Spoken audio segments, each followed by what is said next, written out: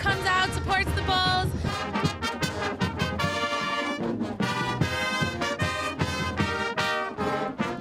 Go Bulls, homecoming 2010.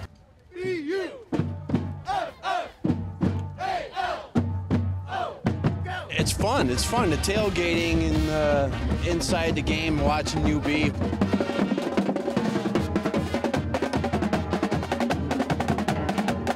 get this environment all the time, and everyone's super excited, and it's a great way to support UB.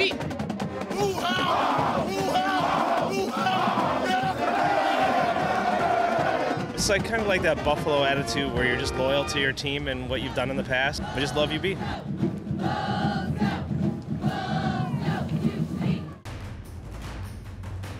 Anel Montanez, number 74, defensive tackle. You're in the bullseye.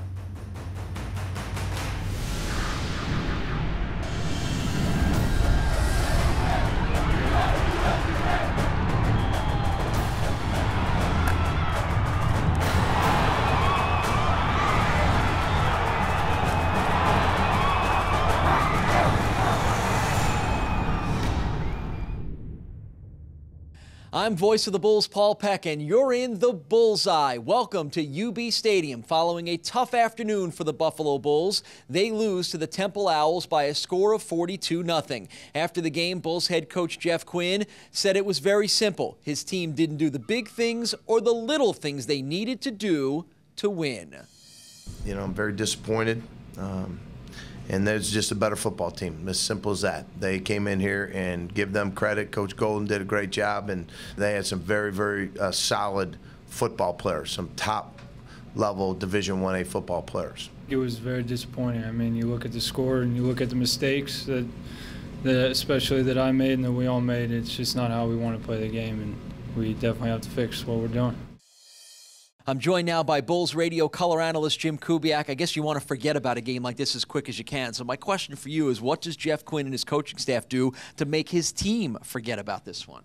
Well, I think he has to remind them of the plan that he came to Buffalo with, a plan that's worked everywhere he's been. He's had prolific offenses at Division II, Division I, and most recently at Cincinnati, where they went to the Sugar Bowl. They were 12-0. So this is a guy that knows football. He knows what he wants and what he needs, and Buffalo just isn't executing right now. I think he goes back to the plan. He tries to make the players understand what's trying to be achieved here and get them to believe. Well, the offense certainly has to be better than they were against the Temple Owls, maybe to be expected by starting a freshman quarterback in Alex Zordich. What did you see from Alex, and what does Alex and this offense need to get better at, maybe to help that freshman quarterback along? I thought pretty good poise for a freshman quarterback, a true freshman quarterback. He's a big physical kid. He made some nice throws there in the third quarter.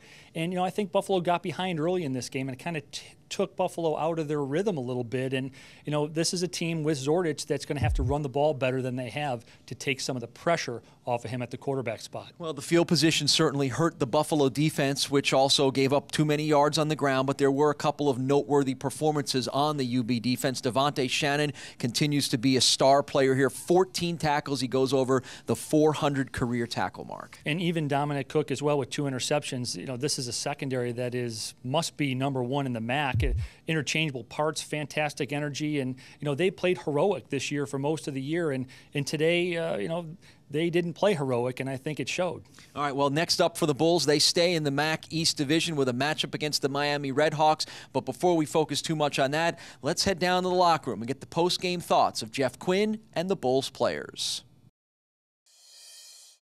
We've been plagued with a lot of mistakes, turnovers, mistakes, penalties, missed assignments, all the things that why teams win and why teams lose. When we go on that field, we have to have a swagger about ourselves, and it's not there. That we're going to pound the ball or throw the ball, whatever we need to do. It's just not there right now, but I'm going to do everything to get it there. What we need to do is coach it better, and our players need to execute it better. And you see it at times. There's moments where this thing is clicking and it's moving. That's the difference. So it is frustrating for me because I've seen it. I'm going to continue running it, and I'm going to continue executing and coaching the execution of the system.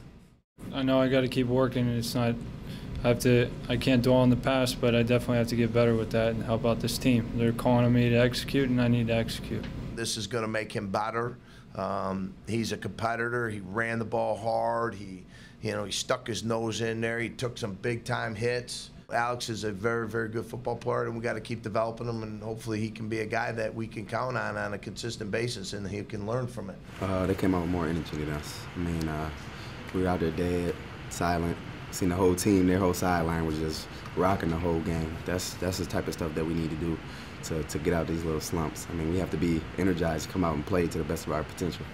We need to block out all the other things and start filtering in good positive energy and good positive belief, and understanding that we can be a very good football team if every single person understands the accountability piece and that we hold each other accountable. In addition, that accountability is very, very important. And as a head football coach who's very conscientious and cares very deeply about these young men, we're going to get it right, because that's the only way I know how to do it. And we're not going to change it. We're just going to keep coaching them harder. They're going to be smarter. They're going to execute the things I expect them to execute. And we're going to continue looking, to keep bringing in more players that fit what we're looking for. And that is high-energy guys that are good, solid Division I football players.